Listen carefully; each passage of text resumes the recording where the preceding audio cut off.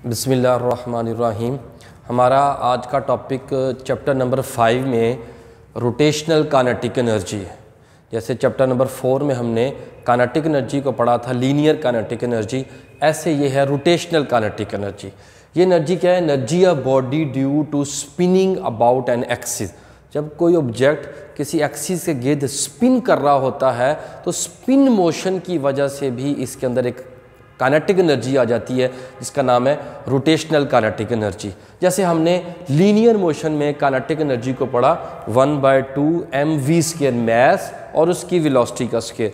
As it is इसको जब हम एंगुलर एनालॉग में कन्वर्ट करते हैं तो मैस का एंगुलर एनालॉग क्या होता है? Moment of inertia. और जो लीनियर वेलोसिटी का एनालॉग है वो क्या है? Angular velocity. इसका मतलब है हम रोटेशनल काइनेटिक एनर्जी को 1/2 I⍵² की फॉर्म में लिख सकते हैं। ये इसका मैथमेटिकल एक्सप्रेशन है। इस मैथमेटिकल एक्सप्रेशन को फाइंड आउट करने के लिए हम एक ऑब्जेक्ट लेते हैं, जैसे कि हमने पीछे एंगुलर मोमेंटम को पढ़ा, जैसे हमने जो है ना मोमेंट ऑफ इनर्शिया को पढ़ा, और फिर उसके बाद हमने एक रिजिड ऑब्जेक्ट को लेकर उसका मोमेंट ऑफ इनर्शिया भी और उसका एंगुलर मोमेंटम का एक्सप्रेशन ड्राइव किया था। लाइक उसी तरीके से हम काइनेटिक एनर्जी जो है, एक रोटेशनल काइनेटिक एनर्जी जो है ऑब्जेक्ट की, उसको कैलकुलेट करते हैं, जिसके लिए एक रिजिड बॉडी को है ना कंसीडर कर लेते हैं। और ये rigid body like a sphere, like a ball जो है ये है, और छोटे छोटे पार्टिकल से मिलके ये बना हुआ है। तो हम ऐसे करेंगे, इस बात को सिंप्लीफाई करने के लिए एक स्फीयर कंसीडर कर रहे हैं और उसके अंदर कोई एक छोटा सा मैस जिसको m, और वो अपने एक्सिस से डिस्टेंस r पर मौजूद है। इस स्फीयर को हम इसके एक्सिस के गिर्द क्या कर रहे हैं? वो रोटेट करवा रहे हैं, रोटेशन कर रहा है, ये स्पिन कर रहा है। ये ऑब्जेक्ट जो है ना ये स्पिन कर रहा है, और स्पिन करते हुए इसके अंदर ये जो ऑब्जेक्ट है मैस, इसका जो है ना इसका काइनेटिक एनर्जी इसकी कैलकुलेट करेंगे सिंगल वन की। इस तरह सेकंड, थर्ड, फोर्थ, फिफ्थ जितने भी n पार्टिकल्स इसके अंदर मौजूद है, हर पार्टिकल अपना एक मैस रखता है और उसका एक रेडियस है, जिसकी वजह से वो जो है ना जिसके गिर्द एक्सिस गिर्द वो स्पिन कर रहा है। तो इसकी रोटेशनल काइनेटिक एनर्जी निकालने का मतलब है हम इसकी टोटल जो रोटेशनल काइनेटिक एनर्जी वो इन तमाम पार्टिकल्स की जो रोटेशनल काइनेटिक एनर्जी उसका सम के बराबर होगा। लाइक जैसे लिखा है total rotational kinetic energy that is equals to the rotational kinetic energy of the first particle, second particle, third particle, fourth particle up to nth particle। जितने भी इसके अंदर n पार्टिकल्स है तमाम की रोटेशनल काइनेटिक एनर्जी कैलकुलेट करके उसको sum up करेंगे तो हमारे पास इस पूरे ऑब्जेक्ट की रोटेशनल काइनेटिक एनर्जी आ जाएगी। इसी तरीके से मैं पहले एक के लिए कैलकुलेट करता हूँ, बाकी सिमिलरली इसी तरीके से होंगे। देखें, अगर ये एक पार्टिकल कंसीडर किया जाए तो इसकी एक ट्रांसलेशनल काइनेटिक एनर्जी है, क्योंकि ये इसका सेंटर ऑफ मैस इस तरीके से क्या कर रहा है, इस तरीके से इसके गिर्द रोटेट कर रहा है। तो इसकी ट्रांसलेशनल काइनेटिक एनर्जी क्या होगी? 12 mv।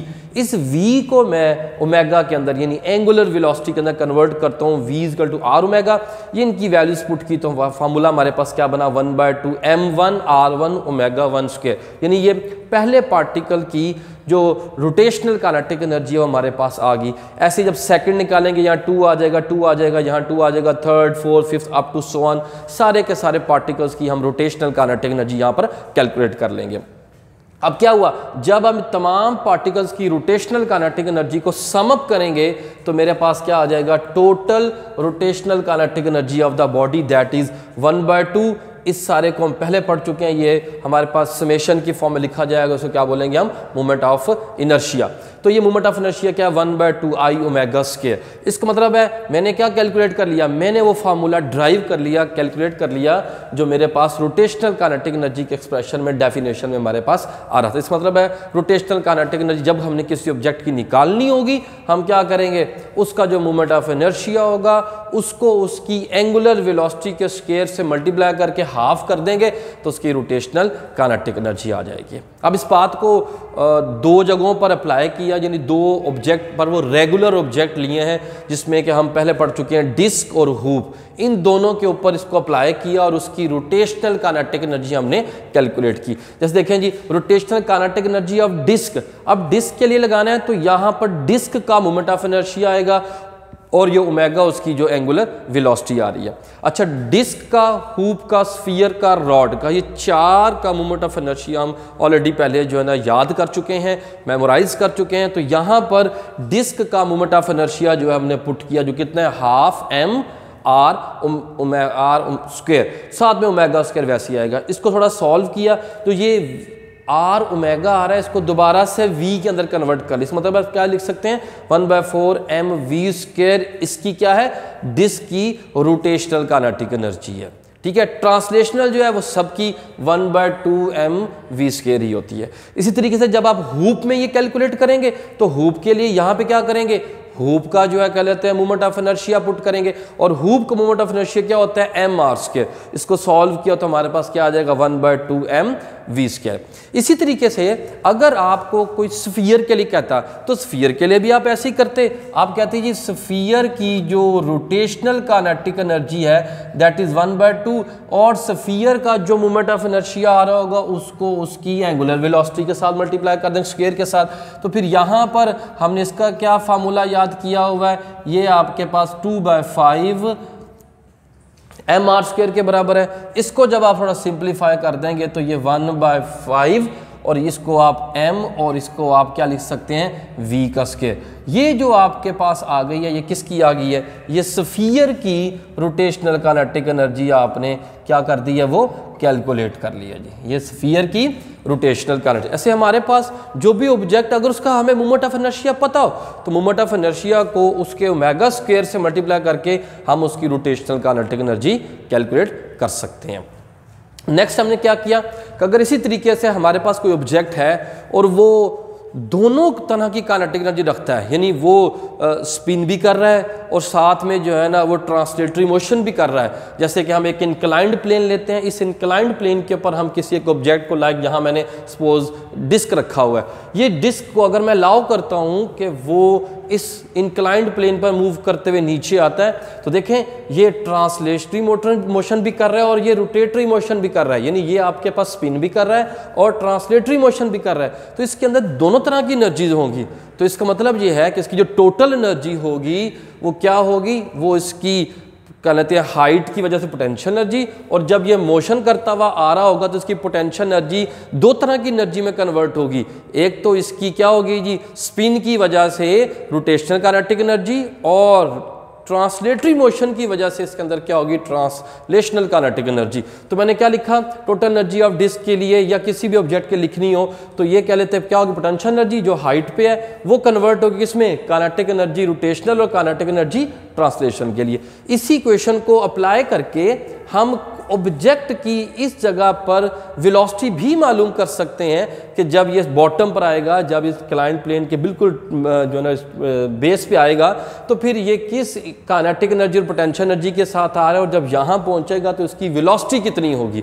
जैसे मैंने यहाँ पर डिस्क और हूप के लिए ये वेलोसिटी कैलकुलेट की है। जैसे कि सपोज देखें अगर ये डिस्क है तो डिस्क की इस हाइट पर पोटेंशियल एनर्जी कितनी होगी, इसका मैस g, और जिस हाइट पर आपने इसको रखा हुआ है रेफरेंस से उस हाइट को मल्टीप्लाई करेंगे तो क्या आ जाएगी इसकी पोटेंशियल एनर्जी आ जाएगी। अब ये पोटेंशियल एनर्जी कन्वर्ट होगी किसमें rotational kinetic energy plus translational kinetic energy of the disc, जो हम दोनों यहाँ पर निकाल चुके हैं। ट्रांसलेशनल तो सबकी सेम होती है। अब इसको जब सॉल्व किया है तो मेरे पास जो वेलोसिटी आ गई है वो किसकी है, ये डिस्क की, जो कितनी है 4/3 GH। एच आप जो भी पुट करेंगे आप इसकी वैल्यू वहाँ पे बता सकते हैं। अगर ये हूप है तो फिर देखिएगा हूप के अंदर सिंपली यहाँ पर जो है ना वो आप क्या करेंगे हूप की वैल्यू पुट करेंगे, यहाँ पे क्या करेंगे आप हूप की वैल्यू पुट करेंगे।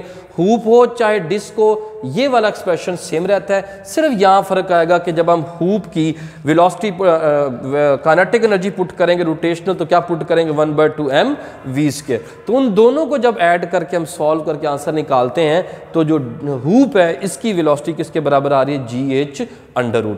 इसी तरीके से कोई आपको स्फीयर का कह सकता है, जबकि बुक के अंदर हमारे पास डिस्क और हूप को कैलकुलेट किया हुआ है।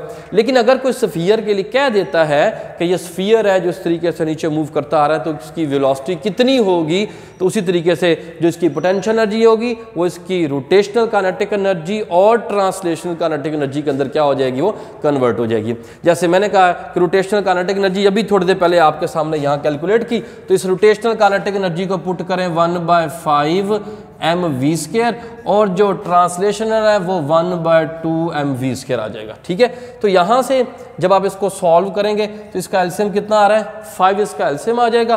तो यहाँ कितना आ जाएगा, mv² प्लस 5 नहीं, 10 एलसीएम आ रहा है इसका, 10 एलसीएम आएगा, यहाँ पे 2 आ जाएगा, यहाँ 5 आ जाएगा, तो कितना आ जाएगा 7 mv²/10।